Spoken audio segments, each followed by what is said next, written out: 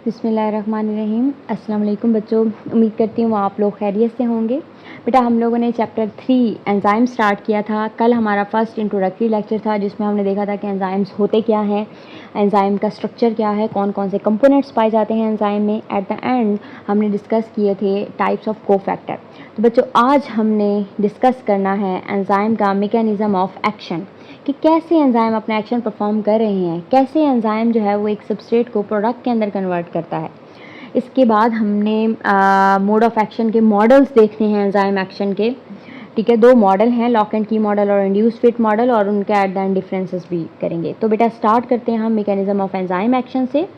तो बच्चे हमारे पास जो मैकेनिज्म ऑफ एंजाइम एक्शन की अगर हम बात करें तो एक एंजाइम जो है वो एक सबस्ट्रेट के साथ बाइंड करेगा और क्या चीज़ बनेगी, एंजाइम सबस्ट्रेट कॉम्प्लेक्स बनता है। जब एक सबस्ट्रेट आके एक एंजाइम के साथ बाइंड कर जाएगा तो एंजाइम सबस्ट्रेट कॉम्प्लेक्स बनेगा।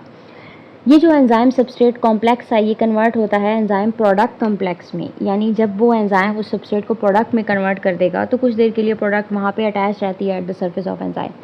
फिर प्रोडक्ट रिलीज़ हो जाएगी और एंजाइम भी रिलीज़ हो जाएगा। एंजाइम को हम अगेन रीयूज़ कर सकते हैं। हम कहते हैं ना enzyme during chemical reaction consume नहीं हो रहे होते, रीयूज़ होते हैं। इसका थोड़ा सा मैं आपको एक एग्जांपल के ज़रिए समझा देती हूँ बच्चे। अगर हम बात करें तो बेटा हम कहते हैं कि भाई इससे फॉर एग्जांपल ना ये हमारे पास एक एंजाइम है और ये इस एंजाइम का जो है हमारे पास सबस्ट्रेट है। ये सबस्ट्रेट जैसे ही आकर इस एंजाइम की सरफेस पे बाइंड करेगा, ठीक है, ये एंजाइम है, एंजाइम की सरफेस पे आके ये सबस्ट्रेट जैसे ही बाइंड करेगा तो जो चीज़ बनी है इसको हम क्या नाम दे रहे हैं, ES कॉम्प्लेक्स का नाम दे रहे हैं, एंजाइम सबस्ट्रेट कॉम्प्लेक्स। ठीक है, अब ये जो एंजाइम सबस्ट्रेट कॉम्प्लेक्स है, इस एंजाइम सबस्ट्रेट कॉम्प्लेक्स ने कन्वर्ट होना है किस चीज़ के अंदर बच्चे, कन्वर्ट होना है एंजाइम प्रोडक्ट कॉम्प्लेक्स के अंदर कन्वर्ट होना है। तो ये देखें, ये हमारे पास जो सबस्ट्रेट था ये अब कन्वर्ट हो गया है किसके अंदर, प्रोडक्ट में कन्वर्ट हो गया। ठीक है, नेक्स्ट स्टेप में क्या होगा कि ये जो प्रोडक्ट है थोड़ी देर के लिए तो एंजाइम की सरफेस के साथ बाइंड रहेगी। नेक्स्ट स्टेप में ये जो सबस्ट्रेट, ये जो प्रोडक्ट है ये अपने आप को ऑड फील करी होगी यहाँ पे और एंजाइम की सरफेस से क्या हो जाना है, इसने रिलीज़ हो जाना है। ठीक है, तो ये हमारी जो प्रोडक्ट है ये रिलीज़ हो गई है। ठीक है, और ये जो हमारे पास एंजाइम है ये अगेन अवेलेबल हो गया है कि इसके साथ कोई और सबस्ट्रेट आकर बाइंड करे और दोबारा से ये सारा प्रोसेस चले, एंजाइम सबस्ट्रेट कॉम्प्लेक्स बने, एंजाइम प्रोडक्ट कॉम्प्लेक्स बने और फिर प्रोडक्ट यहाँ से क्या हो जाए, रिलीज़ हो जाए। अब यहाँ पे आपसे पूछा जा सकता है कि क्या अगर एक सिंगल एंजाइम हमारे पास अवेलेबल हो और 1000 सबस्ट्रेट हो तो क्या ये एक सिंगल एंजाइम 1000 सबस्ट्रेट को प्रोडक्ट में कन्वर्ट कर सकते हैं? तो आपने कहना जी हाँ, एक सिंगल एंजाइम जो है 1000 सबस्ट्रेट को प्रोडक्ट में कन्वर्ट कर सकता है। क्यों? क्योंकि at the end of each reaction enzyme released as it is. ठीक है, एंजाइम जो है वो एज इट इज़ रिलीज़ हो जाता है, कंज्यूम नहीं होता ड्यूरिंग केमिकल रिएक्शन। ठीक है, तो बच्चों बैक टू द टॉपिक, हम लोगों ने देख लिया मैकेनिज्म ऑफ एंजाइम एक्शन के एंजाइम कैसे वर्क कर रहे हैं। अब हम मॉडल ऑफ एंजाइम एक्शन देख लेते हैं। तो बच्चे दो मॉडल प्रपोज किए गए हैं। एक मॉडल है लॉक एंड की मॉडल, दूसरा मॉडल है हमारे पास इंड्यूस फिट मॉडल। यही एंजाइम के मैकेनिज्म ऑफ एक्शन को एक्सप्लेन करने के लिए दो मॉडल प्रपोज किए गए थे। तो पहला जो मॉडल जो हमने डिस्कस करना है वो है हमारे पास बच्चे लॉक एंड की मॉडल। तो लॉक एंड की मॉडल को एमएल फिशर ने प्रपोज किया था इन 1894, इन्होंने प्रपोज किया था। इस मॉडल के अकॉर्डिंग हमारे पास जो एंजाइम है ये एक लॉक है, यानी एक ताले के तौर पे एक्ट कर रहा है, और सबस्ट्रेट एक की है। जैसे एक मखसूस चाबी एक मखसूस ताले को खोल सकती है, वैसे ही एक मखसूस सबस्ट्रेट जो है वो एक मखसूस एंजाइम उसको प्रोडक्ट में कन्वर्ट कर सकता है। ठीक है बच्चे, इसकी मैं आपको जो है ना एक एग्जांपल चलें वो थोड़ा आगे करके देती हूँ। इस मॉडल के अकॉर्डिंग अगर हम देखें तो बेटा हमारे पास जो एंजाइम की एक्टिव साइट होती है वो रिजिड होती है।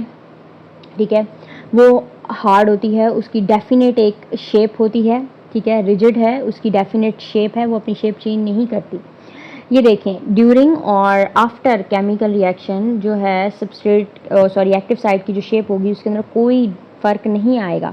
यहाँ पे देखें, एंजाइम के साथ जब सबस्ट्रेट बाइंड नहीं हुआ तो इस एक्टिव साइट की शेप कैसे थी, सबस्ट्रेट बाइंड हुआ है तो भी शेप वही रही है, और आफ्टर केमिकल रिएक्शन जब प्रोडक्ट बन गया है, प्रोडक्ट रिलीज़ हो गया, तब भी एक्टिव साइट की शेप के ऊपर किसी किस्म का कोई फ़र्क नहीं आया। ठीक है, इस मॉडल के कुछ और पॉइंट्स भी हैं। एक पॉइंट तो उसका ये कह रहा है भाई एंजाइम की जो एक्टिव साइट है ना वो उसकी डेफिनेट शेप है, वो रिजिड स्ट्रक्चर है। दूसरी चीज़ बेटा, एक पॉइंट हम ये भी कह सकते हैं कि ये मॉडल ये कह रहा है हमें कि एक्टिव साइट जो है इसकी शेप कॉम्प्लीमेंट्री है to the shape of substrate. ये देखें, जैसा इसका सबस्ट्रेट, जैसी इसकी शेप है उसके कॉम्प्लीमेंट्री ही क्या आ रहा है, यहाँ पे सबस्ट्रेट आकर बाइंड होता है। कॉम्प्लीमेंट्री का क्या मतलब होता है बेटा, ऐसी शेप जो कि दोनों एक दूसरे को ना एडजस्ट कर सकें, पूरी तरह से एक दूसरे में फिट आएँ। इसको भी मैं आपको एक एग्जांपल के ज़रिए समझा देती हूँ। से फॉर एग्जांपल हमारे पास जो है बच्चे, ये एक एंजाइम है, ठीक है, ये देखें ये एक एंजाइम है। अब हम देखते हैं कि इसके लिए जो सबस्ट्रेट है वो किस किस्म का होगा, ठीक है। ये हो गया सबस्ट्रेट ए, क्या ये होगा इसका सबस्ट्रेट? ये देख लेते हैं सबस्ट्रेट बी, तो क्या ये बी वाला इसका सबस्ट्रेट है, या मैं अगर आपको बताऊं तो ये, क्या ये इसका सबस्ट्रेट है सी वाला? तो बच्चे ऐसी शेप जो इसके कॉम्प्लीमेंट्री होगी वही उसका क्या होगा, सबस्ट्रेट होगा। तो सी वाला जो स्ट्रक्चर है हमारे पास, सी, ये एग्जैक्ट कॉम्प्लीमेंट्री है, यानी इसकी वजह से दोनों शेप एक दूसरे को क्या कर रही हैं, आपस में प्रॉपरली एडजस्ट कर रही हैं एक दूसरे के साथ। तो ये जो सी है ये इसकी कॉम्प्लीमेंट्री है। सेम वैसे ही एक्टिव साइट और सबस्ट्रेट की जो शेप होती है वो एक दूसरे के साथ कॉम्प्लीमेंट्री होती है, ठीक है। अच्छा, इसके बाद अगर हम देखें तो बच्चे ये जो मॉडल है, ये मॉडल, इस मॉडल को जो एंजाइम फॉलो कर रहे होते हैं उन एंजाइम्स को हम नॉन रेगुलेटरी एंजाइम्स का नाम देते हैं। नॉन रेगुलेटरी एंजाइम्स क्या होते हैं थोड़ा सा आगे जाके आपको पता चल जाएगा, ठीक है। अच्छा बेटा, नेक्स्ट अगर हम देखें तो बहुत कम एंजाइम हमारे पास ऐसे होते हैं जो इस लॉक एंड की मॉडल को, अब आप ये कहें कि ओबे कर रहे हैं। ज़्यादातर एंजाइम्स जो हैं वो इंड्यूस्ड फिट मॉडल को ओबे करते हैं, जो कि आगे अपनी हमने पढ़ना है, ठीक है। अब लॉक एंड की मॉडल हमें ये बताता है कि एंजाइम जो होते हैं ना वो स्पेसिफिसिट होते हैं, एंजाइम की एब्सोल्यूट स्पेसिफिसिटी को एक्सप्लेन कर रहा है। यानी एक एंजाइम जो है वो एक ही सबस्ट्रेट को या एक ही रिएक्शन को कैटालाइज करेगा, एक ही सबस्ट्रेट को, एक ही तरह के सबस्ट्रेट को प्रोडक्ट में क्या करेगा, कन्वर्ट करेगा, ठीक है।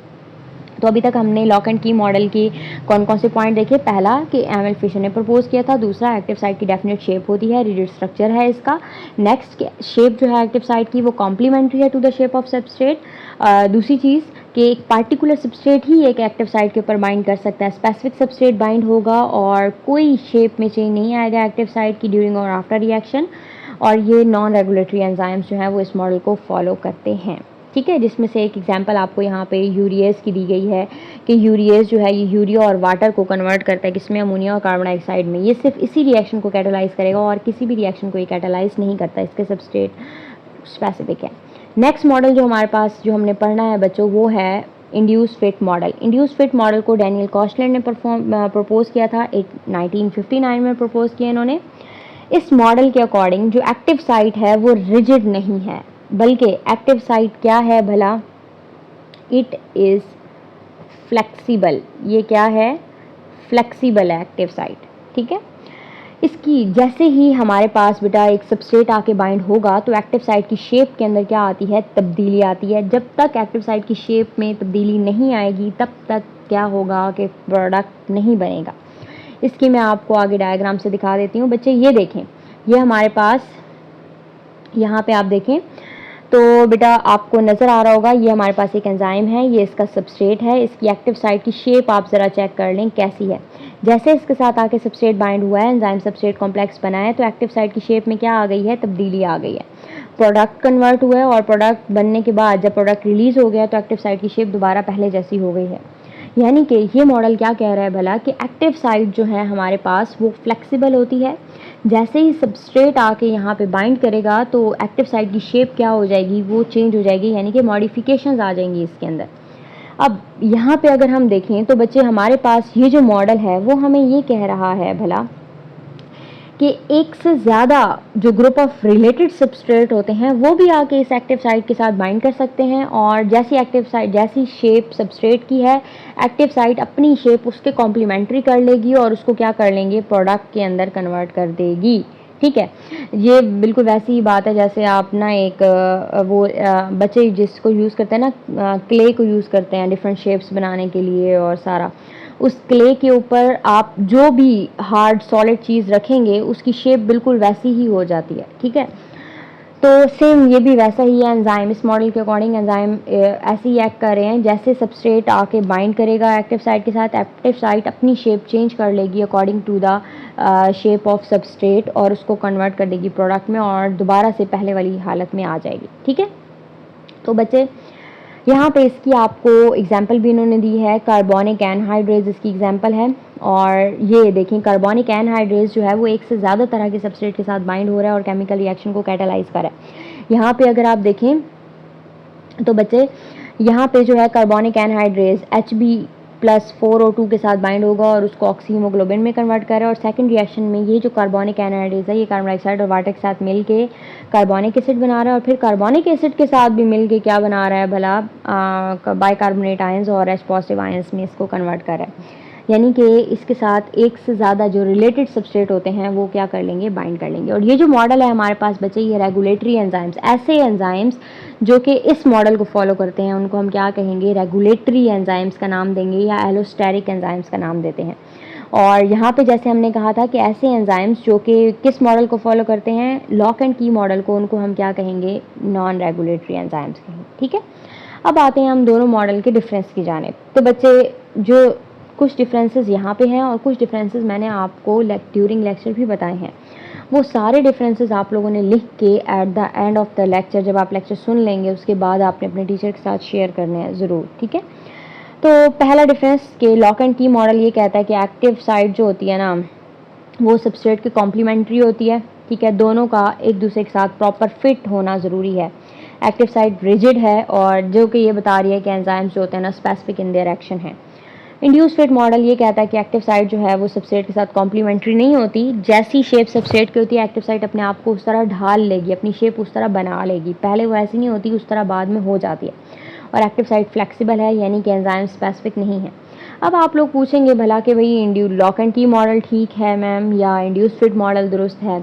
और ज़्यादा बच्चे तो ये गेस करते हैं कि जो मॉडल बाद में आया है इसका मतलब है कि वो वाला मॉडल ठीक है और पहले वाला मॉडल जो है वो गलत साबित हो गया। तो नहीं बच्चे, कुछ एंजाइम हमारे पास ऐसे होते हैं जो कि बहुत ज़्यादा स्पेसिफिक होते हैं इन देयर एक्शन, वो लॉक एंड की मॉडल को फॉलो कर रहे हैं। और कुछ एंजाइम ऐसे हैं जो कि स्पेसिफिक नहीं हैं, जो ग्रुप ऑफ रिलेटेड सबस्ट्रेट के साथ बाइंड करते हैं, एक से ज़्यादा सबस्ट्रेट को प्रोडक्ट में कन्वर्ट करने की सलाहियत रखते हैं, तो वो किसको फॉलो कर रहे हैं, इंड्यूस फिट मॉडल को। ठीक है, कॉस्टलर ने ये देखा था कि सारे एंजाइम्स लॉक एंड की मॉडल को नहीं फॉलो करते, तो उन्होंने एक और मॉडल प्रपोज किया था, induce fit model. That's all.